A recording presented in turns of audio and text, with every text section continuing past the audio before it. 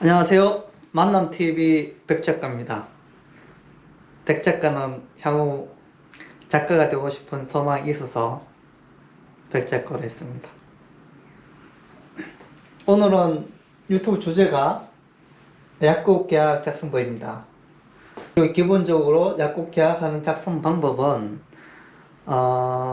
계약서 내용을 천천히 읽으시고 계약 모르는 부분이나 미비한 점 이런 것들은 컨설팅이나 부동산한테 다시 물으시면 됩니다.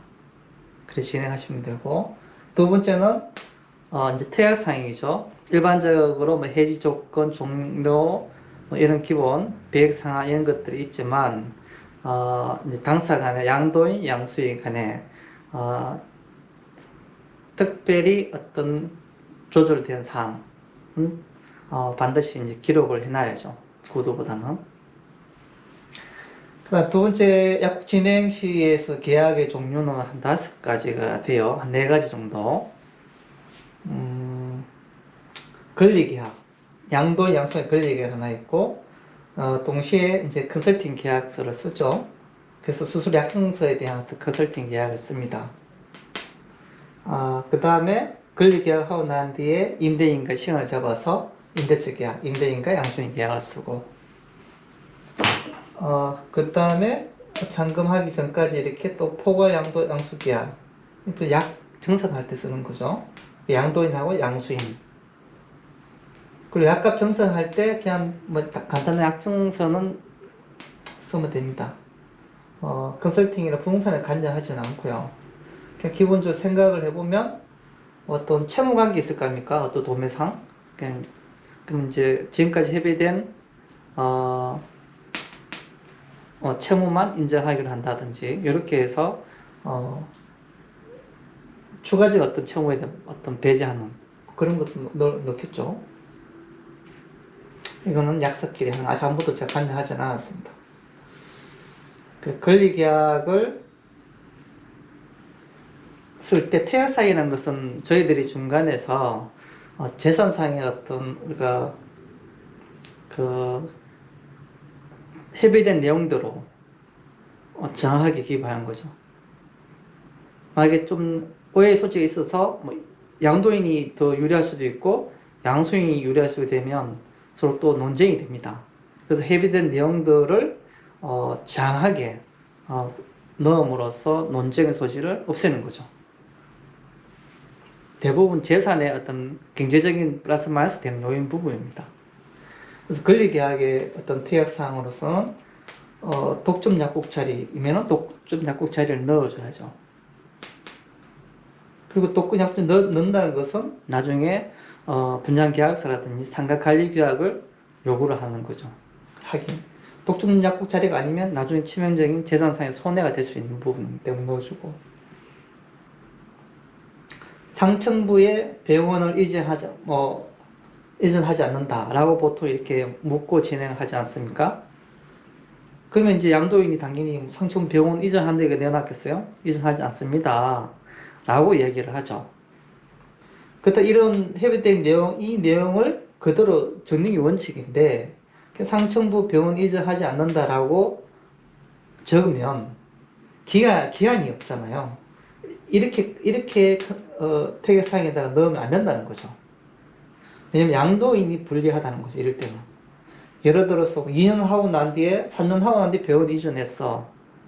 그러면 이제 양수인이 이 계약서대로 권리금 내놔라 이렇게 될 수 있는 거죠. 10년 개념이 10년 기준으로 해서 3년 했으니까 7년치의 권리금 10분의 7을 내놔라 이렇게 요구할 수도 있는 논쟁의 소지가 되는 거죠. 그래서 이제 서로 협의된 내용들을 대부분 보면 잔금 전에 병원 이전 계획이 있을 시 모유를 한다. 이 정도에 넣으면 서로가 원하는 것이 맞을 겁니다. 왜? 양수인은 병원이 이전하는지 안 하는지 이것이 가장 불안한 요소니까. 그 불안한 요소를 문서로 이렇게 넣으면 깔끔하고, 문서로 하지 않더라도 권리계약이나 임대차 계약 또는 권리계약이나 잔금, 영어로 적어놨네요. 클로징을 잔금이라고 하면 되죠. 잔금. 이때 위에 올라가서 병원 원장님한테 1년, 2년 사이에 병원 이전 계획이 있는지 이를 물어보시면 됩니다. 그 다음에 이제 권리계약서 임대차 쓸 때 보통 대부분 월세가 너무 증가되면 정상적인 임대차 계획이 안 되죠. 그래서 요즘은 법이 이제 5% 이내라고 정해져 있으니까 고정된다고 이렇게 하면 또 안 돼요. 왜냐면 여기서 벌써 임대를 하고 새로운 사람이나 아니면 본인이 또 계약 만기됐을 때 재계약할 때 5% 이내에서 조정하게 돼 있거든요. 그래서 새로운 양수인이 임대차 계약할 때 5% 이내 정도는 서로가 인정을 해야 되는 부분입니다. 그래서 이제 현장에 가면 이 5% 정도는 이해해야 된다라고 제가 말씀을 드려요.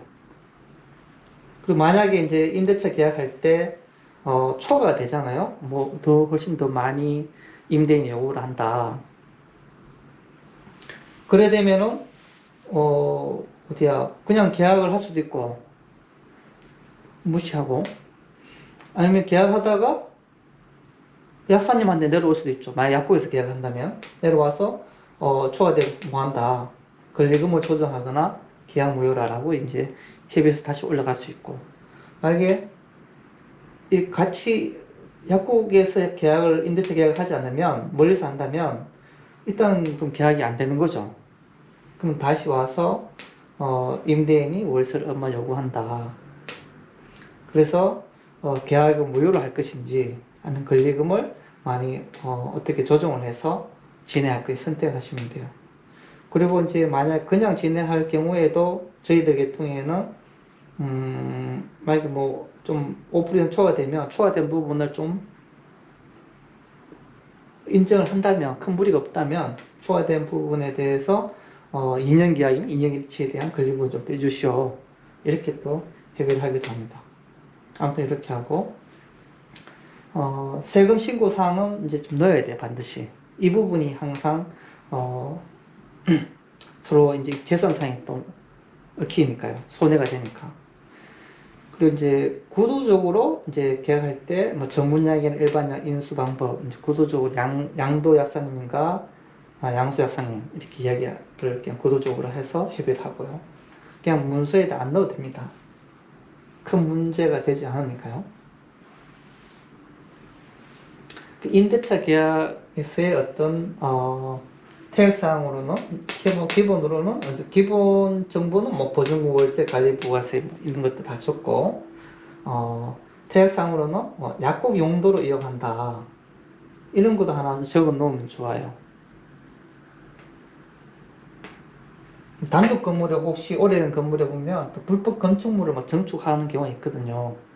그러면 양도하거나 문제가 생길 수 있어요. 불법 건축물이 있으면 약국 용도 허가가 안 돼요.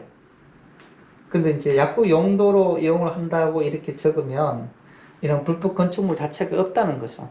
제3자의 보건소의 어떤 제3자에 의해서 이 용도가 이용 못하는 거죠.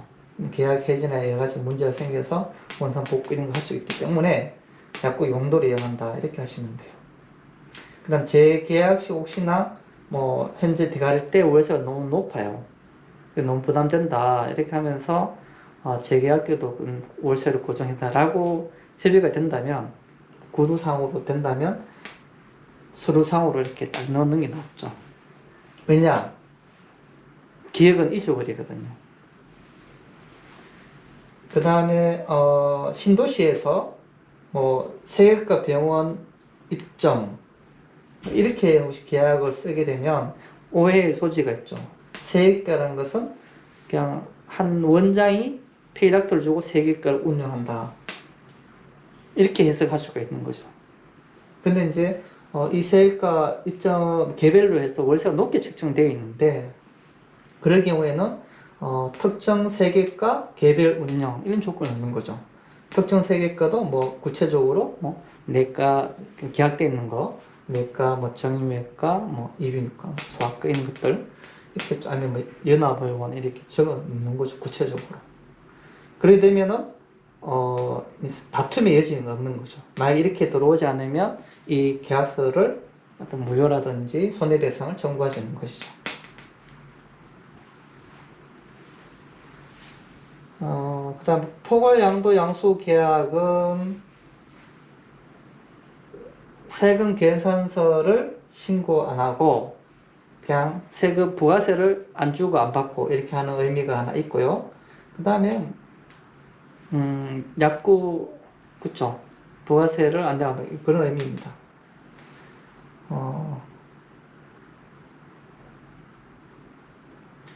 그 세금 신고 사항이 약간 더 설명이 길어서 별도로 이렇게 적어봤어요.